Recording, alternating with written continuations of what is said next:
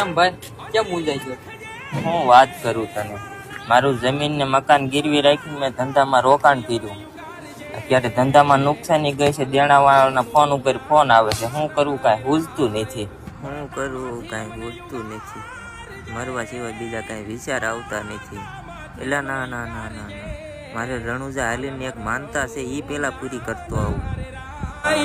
વાલા મારા પોકરણ ગાઢ ના રેરાય.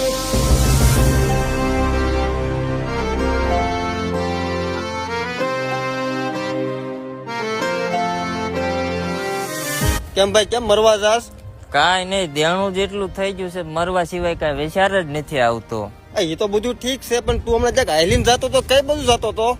હા, એ તો રણુજા હું મારી માનતા પૂરી કરવા જતો તો. એવું છે ને, રણુજા હાલીને હું જાઉં છું, તું મોર જા, પાછળ પાછળ હું આવું.